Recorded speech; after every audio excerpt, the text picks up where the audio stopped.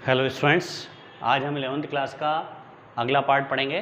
पिछली वीडियो में मैंने समसूत्री विभाजन के बारे में बताया था। चैप्टर हमारा 10वां चल रहा है, कोशिका चक्र या सेल साइकिल। ठीक है, इसमें अगला टॉपिक है हमारा अर्धसूत्री विभाजन। अर्धसूत्री विभाजन या इसको न्यूनकारी विभाजन कहा जाता है। न्यूनकारी विभाजन। अर्धसूत्री को इंग्लिश में बोला जाता है मियोसिस। मियोसिस। पहले इस शब्द का अर्थ समझेंगे। अर्धसूत्री का अर्थ है क्या? सूत्रों की संख्या कितनी हो जाना? आधी हो जाना। और कब होना? अगली पीढ़ी के अंदर। मतलब जब कोशिका विभाजित होती है समसूत्री विभाजन में, तो सूत्र मतलब गुणसूत्र की संख्या बराबर मतलब समान जाती है एक पीढ़ी से दूसरी पीढ़ी में। और जब अर्धसूत्री विभाजन पढ़ेंगे तो अर्धसूत्री विभाजन में जब गुणसूत्र एक पीढ़ी से दूसरी पीढ़ी में जाएंगे, जैसे एक कोशिका है, इसके अंदर डिप्लॉइड गुणसूत्र है 2n है, ठीक है, द्विगुणित है, तो इससे जब कोशिका बनेगी तो उस कोशिका के अंदर क्या हैप्लाइड गुणसूत्र या एक n के रूप में जिसको दर्शाया जाता है अगुणित गुणसूत्र अगली पीढ़ी में जाएंगे, मतलब इसके आधे जाएंगे। इसलिए इस विभाजन का नाम क्या रखा गया? अर्धसूत्री विभाजन। इसको न्यूनकारी विभाजन के नाम से भी जाना जाता है। न्यूनकारी मतलब होता है रिडक्शन, कमी आना, मतलब यहाँ पर जितने थे गुणसूत्र उससे कम हो गए, इसलिए इसका नाम क्या रखा गया? न्यूनकारी विभाजन या रिडक्शन डिवीजन। अब जो ये अर्धसूत्री विभाजन है, इस अर्धसूत्री विभाजन को सबसे पहले ध्यान रखना, वीजमैन नामक वैज्ञानिक ने 1887 में इसको देखा था कि जब जनन कोशिकाओं में विभाजन होता है तो विभाजन के फलस्वरूप एक पीढ़ी से दूसरी पीढ़ी में या एक कोशिका से दूसरी कोशिका में सूत्रों की संख्या क्या हो जाती है? आधी हो जाती है, कम हो जाती है। और ये याद रखना कि ये जनन या ये वाला अर्धसूत्री विभाजन किसमें होता है? जनन कोशिकाओं में या जर्मिनेटिव सेल्स में। जनन कोशिका में, जब जनन कोशिका में विभाजन होता है, यानी वीजमैन ने इन्हीं कोशिकाओं में देखा, जनन कोशिका में क्या देखा कि जब विभाजन हुआ तो एक पीढ़ी से दूसरी पीढ़ी में गुणसूत्रों की संख्या क्या हो गई? आधी चली गई। अब कैसे गई उसकी डिटेल वो जानकारी नहीं दे पाए, तो केवल इन्होंने क्या करा था? अर्धसूत्री विभाजन को देखा था, ना तो इन्होंने नाम दिया था ना इसकी पूरी जानकारी दी थी। फिर बाद में दो वैज्ञानिक आए जिनका नाम है फार्मर, किसान, और एक मूरे। ठीक है, इन्होंने इनके 8 साल बाद 1905 में इस विभाजन को नाम दिया अर्धसूत्री विभाजन या मियोसिस। और उन्होंने बताया कि अर्धसूत्री विभाजन कोशिकाओं में होने वाला, और कौन सी कोशिकाओं में? जनन कोशिकाओं में, जर्मिनेटिव सेल्स में होने वाला वह विभाजन है जिसके फलस्वरूप एक कोशिका से कितनी? 4 कोशिकाओं का निर्माण होता है। एक कोशिका से कितनी? 4 कोशिकाएं निर्मित होती हैं। और जो अगर कोशिका डिप्लॉइड है तो उससे हैप्लॉइड कोशिकाएं निर्मित होंगी। तो इस प्रकार के विभाजन को किसने बताया था? फार्मर और मूरे। इनके बारे में अच्छे से नाम याद रखना, फार्मर और मूरे। और जब अर्धसूत्री विभाजन होता है तो अर्धसूत्री विभाजन के बाद जब पेरेंटल सेल से जब डॉटर सेल बनती है तो वो बिल्कुल असमान होती है। असमान मतलब किसी के भी समान नहीं होती, ना तो इसके समान होती, ना इसके समान होती, ना इसके समान, मतलब ना तो दादाजी के समान होती है, ना पिताजी के समान होती है, ना भाई के समान होती, ना बहन के समान। मतलब ये जो अर्धसूत्री विभाजन द्वारा जो कोशिकाएं बनती, चारों नहीं, वो कोशिकाएं ना तो अपने पैतृक से समानता दर्शाती हैं और ना ही अपने भाई बहनों से बराबर की दूसरी कोशिकाओं से समानता दर्शाती है। मतलब बिल्कुल भिन्न भिन्न होती चारों कोशिकाएं। जैसे इसमें गुण बताया वैसे यही गुण इसमें, और यही गुण इसमें, और यही गुण इसमें, मतलब चारों कोशिकाएं एक दूसरे से बिल्कुल क्या होती हैं? असमान होती हैं। और इस प्रजनन से इस विभाजन से जो उत्पन्न नई कोशिकाएं बनती हैं, अब मियोसिस से, तो मियोसिस से जो नई कोशिका बनती हैं उन कोशिकाओं को बोलते हैं मियोसाइट सेल। कौन सी कोशिका? मियोसाइट कोशिका। बात समझ में आ गई? अर्धसूत्री विभाजन क्या है? तो विभाजन की वह विधि जिसमें कोशिका विभाजित होकर के एक से कितनी? 4 कोशिकाओं में बट जाती है, क्या कहलाता है? अर्धसूत्री विभाजन या न्यूनकारी विभाजन। देखा वीजमैन ने था और इसके बारे में डिटेल जानकारी फार्मर और मूरे ने दी थी 1905 में। ठीक है, बात समझ में आ गई? अब इस विभाजन से जो कोशिका उत्पन्न होती है उस कोशिका का नाम भी क्या दिया है? मियोसाइट। और इस प्रकार की अगर क्रिया को देखना है तो सबसे अच्छा उदाहरण है प्याज। प्याज के पुंकेसर या परागकण, प्याज के परागकण, और इसके अलावा ट्रेडिस्केंशिया,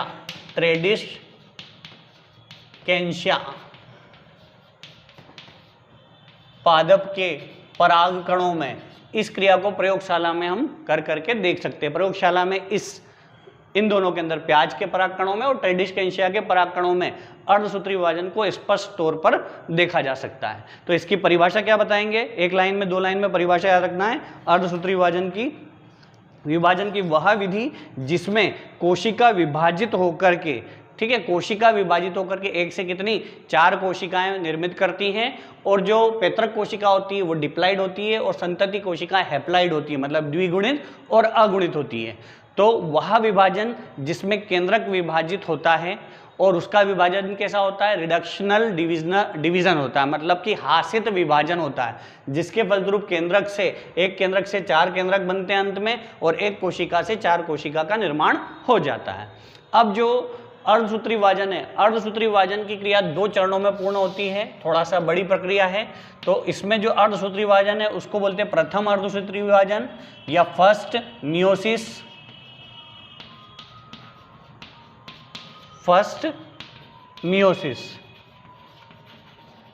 और दूसरा होता है द्वितीय अर्धसूत्री विभाजन,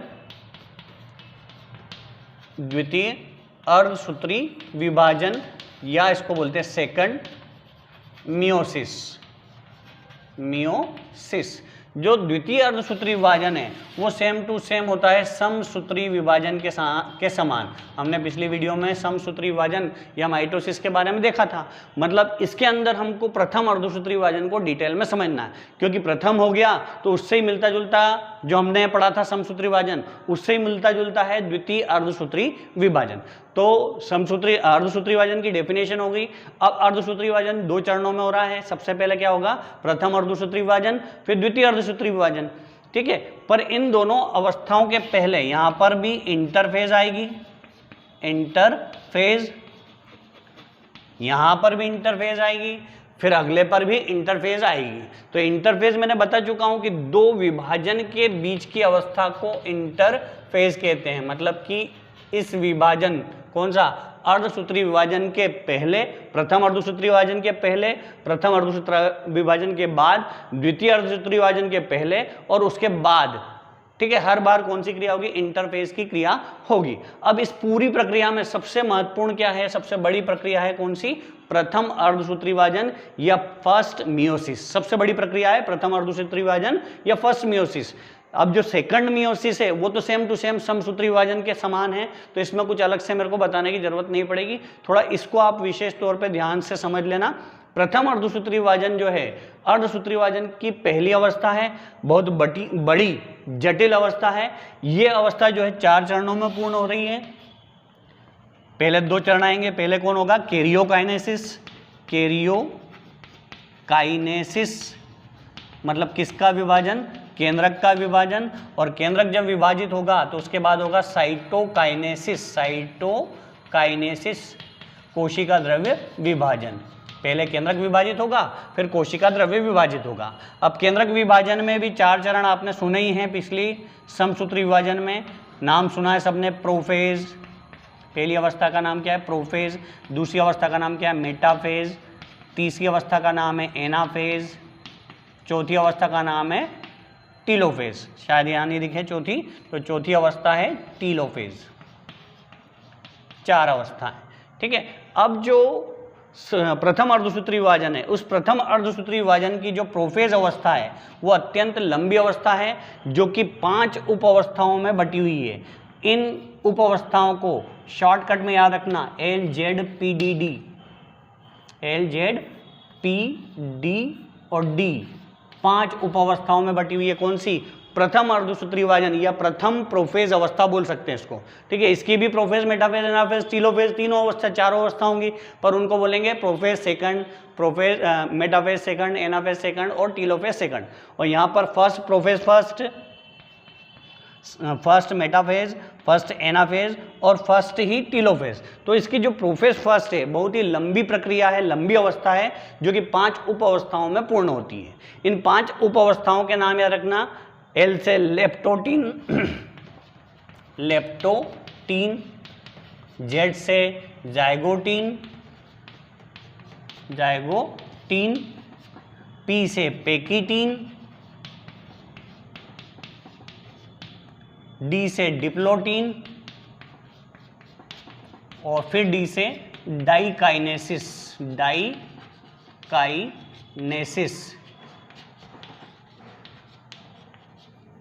ठीक है। 5 अवस्थाओं में प्रोफेज फर्स्ट पूर्ण होगी। तो अभी मैंने आपको बेसिक जानकारी दी है। अर्धसूत्री विभाजन क्या है, किसने खोजा, डेफिनेशन बता दी। अर्धसूत्री विभाजन 2 चरणों में हो रहा है। प्रथम अर्धसूत्री विभाजन, द्वितीय अर्धसूत्री विभाजन। द्वितीय जो है समसूत्री की समान है।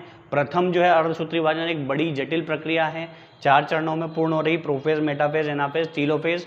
इसकी जो प्रथम प्रोफेज अवस्था है वो अत्यंत लंबी जटिल प्रक्रिया है जो कि 5 उप अवस्थाओं में पूर्ण होगी, जिसको LZPDD से या लेप्टोटीन, जाइगोटीन, पेकिटीन, डिप्लोटीन और डाइकाइनेसिस के नाम से जाना जाता है। अब इन अवस्थाओं के बीच में मैं आपको एक छोटा बहुत ही इंपॉर्टेंट क्वेश्चन बताने जा रहा हूं। वो इसलिए पहले से बता रहा हूं कि जब हम इसके बारे में डिटेल पढ़ेंगे तो उस समय उस शब्द का केवल नाम दे दूंगा, उससे ही आपको समझ में आ जाएगा कि जीन विनिमय या क्रॉसिंग ओवर का अर्थ है क्या। अब उसको बताने के पहले मैं बता देता हूं कि इस अर्धसूत्री विभाजन का महत्व क्या है, क्यों अर्धसूत्री विभाजन होता है। तो इस अर्धसूत्री विभाजन के कारण ही गुणसूत्रों की संख्या समान बनी रहती है पीढ़ी दर पीढ़ी। मतलब मेरे अंदर जो गुणसूत्र है वही मेरी संतान में, मतलब मेरे अंदर 46 गुणसूत्र हैं या 23 जोड़े गुणसूत्र हैं, परंतु ये विभाजन ये विभाजन कौन सी कोशिकाओं में हो रहा है, जनन कोशिकाओं में। तो जनन कोशिकाएं कितनी होती हैं, 2 या 1 जोड़ी। जो 23वां जोड़ा गुणसूत्र है उस 23वें जोड़े गुणसूत्र के अंदर ही विभाजन होगा यहाँ पर 23वें जोड़े के अंदर। तो अगली पीढ़ी में जो गुण जाएंगे तो आधे मेरे और आधे जो है मेरी वाइफ के अगले पीढ़ी में गुण जाएंगे, तो आधे आधे मिलकर के वापस से नया एक गुण बन जाएगा। मतलब डिप्लाइड था, डिप्लाइड का आधा हुआ हेप्लाइड, हेप्लाइड मतलब ये गेमिट के अंदर गए, इस गेमिट मेल गेमिट बोल दिया इसको, और एक फीमेल गेमिट से आया तो मेल गेमिट और फीमेल गेमिट दोनों मिलकर के जाइगोट बनाएंगे और जाइगोट 2n होगा। जाइगोट मतलब विकसित होकर के भ्रूण, ठीक है। तो ये जो अर्धसूत्री विभाजन है इसके द्वारा गेमिट का भी निर्माण होता है, ध्यान रखना, चाहे इंसान का गेमिट हो चाहे पादप का गेमिट हो, वो उसका निर्माण किसके द्वारा होता है, अर्धसूत्री विभाजन के द्वारा ही होता है। तो इसका पहला महत्व हो गया अर्धसूत्री विभाजन का कि गुणसूत्रों की संख्या निश्चित बनी रहती है इस विभाजन के कारण पीढ़ी दर पीढ़ी, ठीक है। लिख के बता देता हूं ताकि आपको आसान रहेगा, लिखा हुआ देखने में समझ में जल्दी आता लगता। सबसे पहला महत्व है, पहला महत्व गुणसूत्रों की संख्या समान होती है। कब, एक पीढ़ी से दूसरी पीढ़ी में जब जाते हैं, क्योंकि अगर मान लो डिप्लाइड है, डिप्लाइड ऐसे कैसे अगली पीढ़ी में गए तो डिप्लाइड हो जाएंगे, तो आधे गुण तो माता के आएंगे और आधे गुण पिता के आएंगे। तो अगली संतान में जो गुण आते हैं ना 2n, उसमें से हाफ मतलब 1n प्लस हाफ दूसरा n, तो एक पेरेंटल सेल का होता है, एक मैटरनल सेल का होता है, एक मैटरनल सेल का और एक फादरनल सेल, पेरेंटल सेल, मतलब दोनों सेल के आधे आधे गुण यहाँ पर आते हैं, ठीक है। तो पहला गुण आपको, पहला महत्व समझ में आ गया होगा, गुणसूत्रों की संख्या पीढ़ी दर पीढ़ी क्या होती है, एक समान बनी रहती है। दूसरा महत्व याद रखना आपको, विभिन्नता। अगला शब्द याद रखना हमको, विभिन्नता। यहाँ के लक्षण, ठीक है, मेरे और मेरी वाइफ से एक नई संतति हुई, उसमें नए प्रकार के लक्षण विकसित हुए, ठीक है। मेरे पिताजी और मम्मी से एक नई संतति उत्पन्न हुई जिनमें मेरे लक्षण मिक्स हुए तो नए लक्षण आ गए, और मेरे से अगली पीढ़ी में नए लक्षण विकसित हुए। तो पीढ़ी दर पीढ़ी क्या होता है, नए नए लक्षण विकसित होते हैं, और नए नए लक्षणों के विकसित होने के कारण क्या आती है, विभिन्नता। और विभिन्नता ही ये दर्शाती है कि विकास हो रहा है। अगर विभिन्नता नहीं होती है तो विकास नहीं होगा। विकास तभी होगा जब भिन्नता आएगी, थोड़े से अलग लक्षण प्रकट होंगे। जैसे हम अगर 8-10 पीढ़ी पीछे चल जाएं तो हमारी 8-10 पीढ़ी के पीछे के सदस्य को देखने में और आज की पीढ़ी के सदस्यों को देखने में बहुत अंतर मिलेगा, पुराने जमाने के 100-200 साल पुराने लोगों में और आज के लोगों में। एक तो उनके विकास में भी और उनके विभिन्न, उनमें जो अंतर है आपस में वो भी दिखाई देगा आपको। तो विभिन्नता के लिए आवश्यक है। तीसरा है जीन विनिमय। अभी इसके बारे में पूरी डिटेल में बता रहा हूँ। जीन विनिमय मोस्ट इंपॉर्टेंट क्वेश्चन है, जीन विनिमय क्या है, महत्व। तो इसी क्रिया के कारण कौन सी क्रिया होती है, जीन विनिमय। अभी डिटेल बता रहा हूँ इसको, पहले महत्व कर लें अपन पूरे। चौथा महत्व है जीन विनिमय के अलावा, इसके अलावा मैं बता चुका हूँ पहले, गेमिट का निर्माण भी किसके द्वारा होता है, गैमीट का निर्माण भी अर्धसूत्री विभाजन के द्वारा ही संपन्न होता है। इसके अलावा पांचवा म्यूटेशन। म्यूटेशन क्या होता है, ध्यान रखना, उत्परिवर्तन बोलते हैं हिंदी में। उत्परिवर्तन मतलब जीवों में अकस्मात होने वाला परिवर्तन, या जीवों के गुणों में, जीवों के लक्षणों में अकस्मात होने वाला परिवर्तन क्या कहलाता है, म्यूटेशन या उत्परिवर्तन कहलाता है। और म्यूटेशन और उत्परिवर्तन के कारण ही एक पीढ़ी से दूसरी पीढ़ी में नए प्रकार के गुण दिखने लगते हैं। और आखिरी जो है इसका महत्व है आपसी संबंधों का, आपसी संबंधों का अध्ययन किया जा सकता है किस विभाजन के द्वारा, समसूत्री विभाजन, अर्धसूत्री विभाजन के द्वारा। जीवों का आपस में संबंध मतलब डीएनए पहचान करके आपसी संबंधों के बारे में जानकारी निकाली जा सकती है। तो अभी ये बताया मैंने अर्धसूत्री विभाजन के महत्व। इसमें मैंने बीच में बोला ये महत्वपूर्ण टॉपिक है जीन विनिमय या क्रॉसिंग ओवर। इसके बारे में देखते हैं, जीन विनिमय या क्रॉसिंग ओवर है क्या।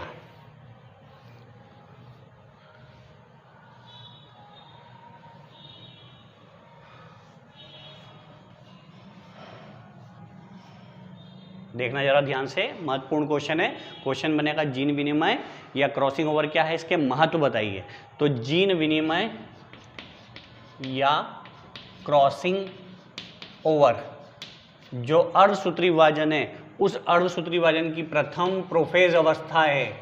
उस प्रथम प्रोफेज अवस्था के अंदर 5 उप अवस्थाएं बताई थी अभी, L, Z, P, D, D.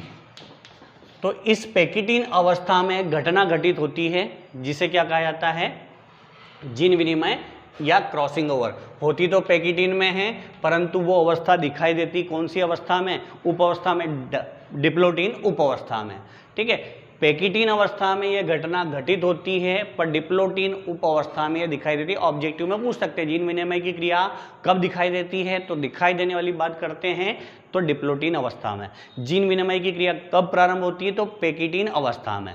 इसलिए नहीं दिखाई देती है कि पैकिटीन उप अवस्था में गुणसूत्र आपस में एक दूसरे से दृढ़ता से जुड़े रहते हैं, और जुड़े रहते हैं तो वो पृथक नहीं हो पाते हैं एक दूसरे से। ठीक है, फोल्ड रहते हैं, एक दूसरे में लिपटे रहते हैं। अगर वो अलग होते तो उनमें जो जीन विनिमय, जीनों का एक्सचेंज हो रहा है वो दिखाई देने लगता, परंतु पैकिटीन अवस्था में होती तो है ये घटना परंतु दिखाई नहीं देती। बार बार बोल रहा हूँ, याद रखना, जीन विनिमय या क्रॉसिंग ओवर की क्रिया,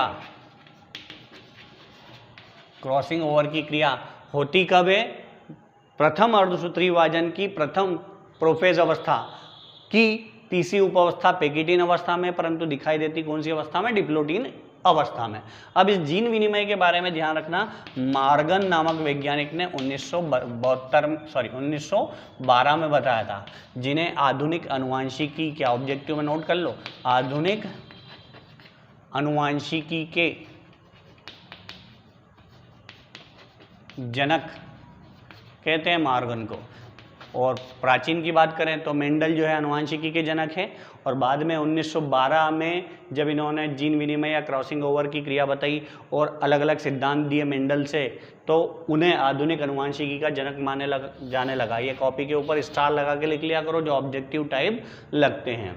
तो मॉर्गन ने 1912 में जीन विनिमय या क्रॉसिंग ओवर की क्रिया के बारे में देखा, इन्होंने केवल देखा। फिर 1955 में अगले आए डार्लिंगटन, वैज्ञानिक का नाम भी अच्छा ही है, डार्लिंगटन ने 1955 में अर्धसूत्री विभाजन के बारे में संपूर्ण जानकारी दी और उन्होंने बताया कि जीन विनिमय या क्रॉसिंग ओवर की संपूर्ण जानकारी दी और उन्होंने बताया कि ये जीन विनिमय या क्रॉसिंग ओवर जो है अर्धसूत्री विभाजन की प्रथम प्रोफेज अवस्था की पैकिटीन उप अवस्था में प्रारंभ होती है और डिप्लोटीन उप अवस्था में संपन्न हो जाती है। और इन्होंने परिभाषा दी है, ये परिभाषा को अच्छे से याद रखना, वह भौतिक प्रक्रम, फिजिकल प्रोसेस, भौतिक प्रक्रम जिसमें दो समजात गुणसूत्र के नॉन सिस्टर, अभी समझा रहा हूं इसके बारे में, नॉन सिस्टर गुणसूत्रों के बीच या क्रोमेटिड के बीच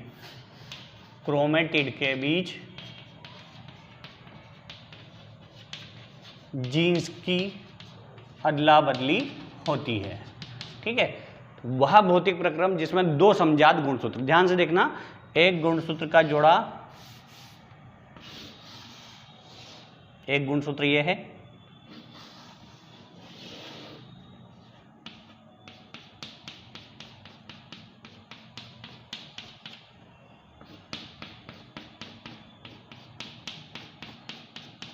और दूसरा गुणसूत्र ये है।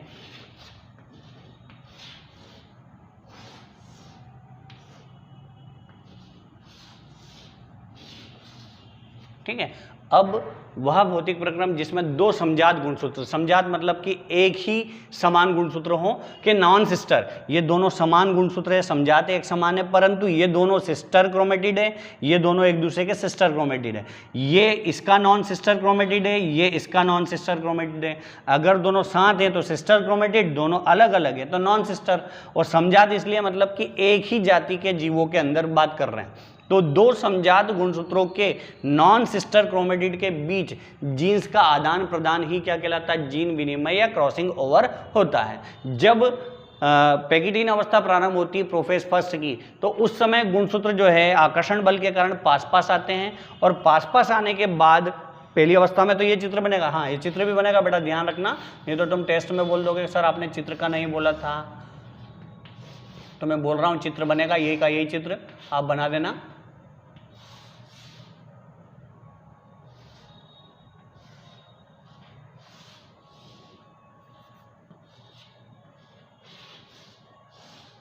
ये देखो पास पास आ रहे हैं। अब इन दोनों के बीच में जीन्स का गुणसूत्र का जीन्स का ही आदान प्रदान होगा, जेनेटिक मटेरियल का एक्सचेंज होगा यहाँ पर। ठीक है, कि इसके कुछ गुण इधर आ जाएंगे, इसके गुण कुछ इधर आ जाएंगे। तो देखो यहाँ पर पैकिटीन अवस्था में क्या हुआ, आकर्षण के कारण ये क्रोमेटिड पास पास आ गए। अच्छा ये भी ध्यान रखना, इन दोनों के बीच में क्रॉसिंग ओवर नहीं होगा, क्योंकि ये दोनों पास स्थित है, तो इनके पास में जुड़ने के चांसेस ज़्यादा रहेंगे और जीन के एक्सचेंज के चांसेस भी ज़्यादा यहीं पर रहेंगे। तो यहाँ पर पास पास आ गए,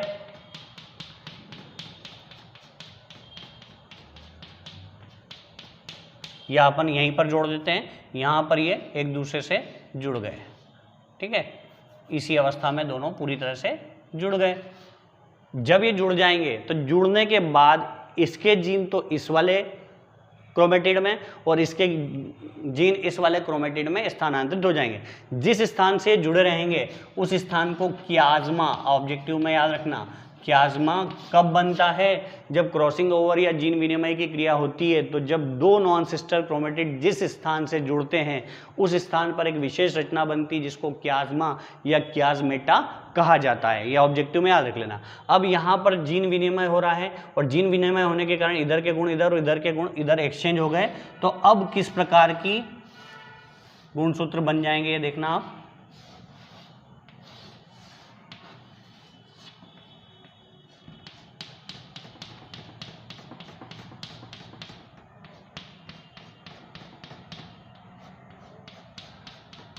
देखो इसमें नीचे वाले जीन के लक्षण थोड़े से आ गए, तो ये हिस्सा खाली दिख रहा है। अब जो नीचे वाला गुणसूत्र है, इस नीचे वाले गुणसूत्र के अंदर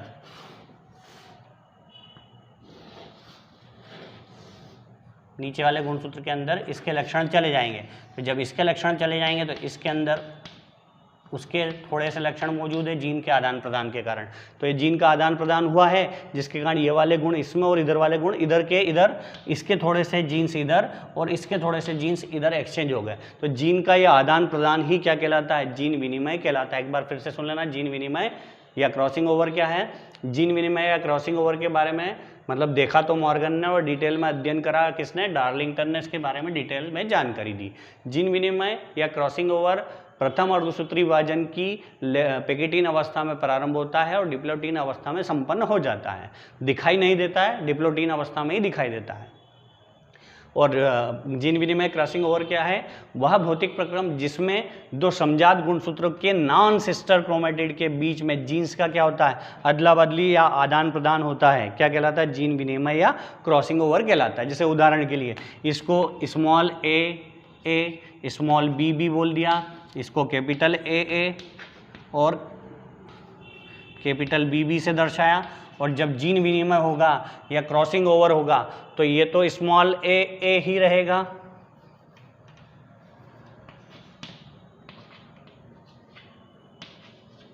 ये तो स्मॉल ए ही रहेगा, पर यहाँ पर क्या होगा, ये लक्षणों के आदान प्रदान होने के कारण यहाँ पर बी आ जाएगा। ये यहाँ पर कौन सा गुण आ जाएगा, बी, और ऊपर वाला गुण कौन सा रहेगा, ए, और यहाँ का जो स्मॉल बी है वो नीचे चला जाएगा। ठीक है, इस प्रकार जीन्स का आदान प्रदान हो जाएगा। इसे ही क्रॉसिंग ओवर या जीन विनिमय कहते हैं। जैसे समसूत्री अर्धसूत्री विभाजन का महत्व था, इस जीन विनिमय या क्रॉसिंग ओवर के भी कुछ महत्व हैं। नंबर 1, इसके कारण नए गुणों की उत्पत्ति होती है, नए गुणों का कॉम्बिनेशन बनता है या नए गुण उत्पन्न होते हैं। वो कैसे होते हैं, देखो इधर के इधर जीन चले गए तो नए प्रकार के जब अगली पीढ़ी में जीन जाएंगे, गुणसूत्र जाएंगे, तो नए गुणों की बनने की संभावना अधिक बनी रहेगी। तो पहला महत्व आपको समझ में आ गया, नए गुणों का कॉम्बिनेशन बनने की संभावना होगी। अब नए गुण आएंगे तो क्या आएगी, अपने आप विभिन्नता, और विभिन्नता अगर हुई है किसी जीवों में तो उसके कारण क्या विकसित हो जाएगी, विकास हो जाएगा। उसी के कारण, विभिन्नता के कारण विकास। तीसरा और आखिरी थर्ड याद रखना है, इस विभाजन के कारण, अर्धसूत्री विभाजन के कारण गुणसूत्र का मानचित्र या मैप तैयार किया जा सकता है। क्या तैयार किया जा सकता है, मानचित्र या मैप तैयार किया जा सकता है। और चौथा और आखिरी जो है, इसी के माध्यम से कृत्रिम प्रजनन भी करवाया जा सकता है जीवों के अंदर। तो ये हुआ अर्धसूत्री विभाजन। अब अर्धसूत्री विभाजन हमारा शुरू कंप्लीट हो गया है। अब मैं आपको पूरा करवा देता हूँ, ये अर्धसूत्री विभाजन नहीं, जीन विनिमय हुआ है। अब जीन विनिमय कंप्लीट होने के बाद मैं आपको अर्धसूत्री विभाजन की क्रिया को पूरा समझा देता हूँ, एक एक करके पूरी प्रोसेस चित्र के द्वारा आपको आसानी से समझ में आ जाएगी। तो अब हम देखते हैं अर्धसूत्री विभाजन या न्यूनकारी विभाजन की विभिन्न अवस्थाएं। पहले देखेंगे हम प्रथम अर्धसूत्री विभाजन। उस प्रथम अर्धसूत्री विभाजन में पहले भी बता चुका हूँ, 5 अवस्थाएं हैं। 5 अवस्था के नाम भी मैंने लिखे हुए हैं, LZPDD से दर्शाते हैं। ठीक है, प्रथम अर्धसूत्री विभाजन के अंदर पहले प्रोफेज अवस्था आती है। प्रोफेज, उस प्रोफेज के अंदर 5 उप अवस्था हैं, जिसमें पहली अवस्था का नाम है लेप्टोटीन स्टेज, उप अवस्था है ना, लेप्टोटीन उप अवस्था या लेप्टोटीन स्टेज। इस अवस्था में क्या होता है कि ये कोशिका दे रखी है, ये केंद्रक झिल्ली है, ये केंद्रिका है और 2 सेंट्रियोल है। इस अवस्था में लेप्टोटीन अवस्था, लेप्टोटीन मतलब धागेनुमा अवस्था में, इस अवस्था में गुणसूत्र किसके समान होते हैं, लंबे पतले और धागेनुमा। ऐसे दिख रहे हैं, बिल्कुल पतले पतले होते हैं और धागेनुमा होते हैं और थोड़े से दूर होते हैं। क्यों, क्रोमोसोम के क्रोमेटिड दूर क्यों होते हैं, क्योंकि इनके बीच में आकर्षण बल कम होता है और आकर्षण बल की कमी के कारण जो है वो एक दूसरे के निकट नहीं आ पाते। तो पहली अवस्था लेप्टोटीन अवस्था, धागेनुमा अवस्था। इस अवस्था में गुणसूत्र लंबे पतले धागेनुमा दिखाई देते हैं। इनके बीच में क्या होता है, आकर्षण बल ना के बराबर होता है, इसलिए थोड़ा दूर रहते हैं और ये अकेले अकेले होते हैं, इसलिए इनको मोनोवेलेंट भी कहा जाता है। सिंगल होता है, मोनो मतलब एक होता है। ठीक है, इसी अवस्था में ये जो मोनोवेलेंट क्रोमेटिड है, इस पर दानेदार रचनाएं दिखाई देती हैं। इन दानेदार रचनाओं को बोलते हैं जीन्स, या इस रचना को बोलते हैं मणिकामय। मतलब गुणसूत्र इस अवस्था में किसके समान दिखा रहे हैं, माला के समान दिखाई दे रहे हैं, जिसके अंदर मोती लगे हुए हैं। ठीक है, इसके अलावा इस अवस्था में गुणसूत्र एक सिरे पर ऐसे मुड़े हुए, सारे गुणसूत्र एक सिरे पर मुड़े हुए, मतलब गुलदस्ता वाली अवस्था, गुलदस्ता अवस्था भी इसी समय दिखाई देती है। कौन सी वाली अवस्था में, लेप्टोटीन अवस्था में। अर्धसूत्री विभाजन, प्रथम अर्धसूत्री विभाजन की पहली अवस्था का नाम है प्रोफेज, सबसे जटिल और सबसे बड़ी अवस्था है। ठीक है, ये 5 उप अवस्थाओं की बनी है। पहली अवस्था लेप्टोटीन अवस्था में कोशिका के अंदर केंद्रक, केंद्रक के अंदर केंद्रिका और केंद्रक की ये झिल्ली अभी मौजूद है। ठीक है, सेंट्रियोल अभी पूरी तरह से विकसित नहीं हुआ है। यहाँ पर जो गुणसूत्र है लंबे हैं, पतले हैं। ठीक है, लंबे पतले हैं, इनके बीच में आकर्षण बल क्या है, बहुत कम है और ये अकेले अकेले हैं, इसलिए इनको मोनोवेलेंट कह दिया। ये कणिकामय रचना के रूप में, मतलब इनके ऊपर जीन्स कण के रूप में पाए जाते हैं, इसलिए कणिकामय रचना दिखाई दे रही है। और गुलदस्ता अवस्था क्यों कह रहे हैं, क्योंकि इसमें क्या सारे के सारे एक जगह पर मुड़े हुए, एक सिरे पर मुड़े हुए दिखाई दे रहे हैं। तो पहली अवस्था ये है। दूसरी अवस्था है जिसका नाम है जायगोटीन स्टेज। इस जायगोटीन अवस्था में जो गुणसूत्र हैं वो दूसरी अवस्था में आकर्षण बल के बढ़ने के कारण, यहाँ दुबले पतले लंबे थे, यहाँ छोटे और मोटे हो गए। दूसरी अवस्था में गुणसूत्र के क्रोमेटिड छोटे मोटे हो जाते हैं और आकर्षण बल बढ़ने के कारण ये पास पास आ जाते हैं। और जब ये पास पास आ जाते हैं तो इनको बोलते हैं बाईवेलेंट। ये जब जोड़ा बना लेते हैं तो क्या कहलाते हैं, बाईवेलेंट स्टेज। ठीक है, इन्हें क्या कह रहे हैं, बाइवेलेंट। और इसी अवस्था में एक विशेष क्रम में जुड़ जाते हैं जिसको बोलते हैं, विशेष क्रम का नाम है जीपर लाइक पेशन। जीपर मतलब चेन होते हैं ना, चेन को हम आपस में जोड़ते हैं, तो इस प्रकार ये जुड़ जाती है, तो इस प्रकार ये आपस में एक दूसरे के पास स्थित हो जाते हैं और जीपर लाइक स्थिति में बने रहते हैं। इन दोनों के बीच में, दोनों क्रोमेटिड के बीच में एक कॉम्प्लेक्स बन जाता है जिसको बोलते हैं सिनेप्टोनीमल कॉम्प्लेक्स। ठीक है, ये दोनों के बीच में यहाँ कॉम्प्लेक्स बन गया। ठीक है, इनके जुड़ने वाले भाग को बोला जाता है सिनेप्स, जहाँ से जुड़ेंगे। ठीक है, जिस कॉम्प्लेक्स के कारण जुड़ते हैं उस कॉम्प्लेक्स को तो बोलते हैं सिनेप्टोनीमल कॉम्प्लेक्स, और जो जोड़ बनता है उसको बोलते हैं सिनेप्स। आगे जुड़ेंगे आगे। ठीक है, दूसरी अवस्था है जिसका नाम है जाइगोटीन। ठीक है, इस अवस्था में डीएनए और प्रोटीन का संश्लेषण भी हो जाता है इस सिनेप्टोनीमल कॉम्प्लेक्स के कारण। मतलब इस कॉम्प्लेक्स का काम है किसका, डीएनए का और प्रोटीन का संश्लेषण करना। फिर तीसरी अवस्था आती है, सबसे महत्वपूर्ण अवस्था, सबसे विशेष अवस्था, अर्धसूत्री विभाजन की सबसे प्रमुख अवस्था है, जिस अवस्था का नाम है पेकिटीन स्टेज या पेकिटीन उप अवस्था, सब स्टेज। ठीक है, इस अवस्था में एक विशेष क्रिया होती है जिसके बारे में अभी डिटेल बता चुका हूं, जिसको बोलते हैं जीन विनिमय या क्रॉसिंग ओवर। यहाँ पर दो नॉन सिस्टर क्रोमेटिड के बीच में क्या सिनेप्स बनता है, क्याज्मेटा बन जाता है। ये जोड़ वाले भाग को क्याज्मा कहते हैं। ठीक है, क्याज्मा बन जाता है, और इस क्याज्मा के बनने के बाद यहाँ पर क्रॉसिंग ओवर होता है। यहाँ पर क्रॉसिंग ओवर की क्रिया होती तो है, परंतु इस अवस्था में दिखाई नहीं देती है। क्यों नहीं दिखाई देती, पहले बता चुका हूं कि यहाँ पर जो आकर्षण बल बढ़ने के कारण क्रोमेटिड आपस में एक दूसरे से दृढ़ता से जुड़ जाते हैं और टेट्रावेलेंट का, टेट्रा चतुष्क रचना, चार आपस में जुड़ जाते हैं और टेट्रावेलेंट स्ट्रक्चर का निर्माण कर लेते हैं। इसी अवस्था में जो है लिपट करके आपस में जुड़ जाते हैं और सिनेप्स बन जाता है और क्याज्मेटा भी निर्मित हो जाता है। अब ये सारी क्रिया पेकिटीन अवस्था में होती है जीन विनिमय की, परंतु दिखाई नहीं देती है। इस अवस्था तक आते आते जो सिनेप्टोनीमल कॉम्प्लेक्स है वो आगे अगली अवस्था में जाकर के पूरी तरह समाप्त हो जाएगा। यहाँ बना था, यहाँ पूर्णता विकसित हो गया है, और डिप्लोटीन के अवस्था में अगली चौथी अवस्था का नाम क्या है, डिप्लोटीन अवस्था।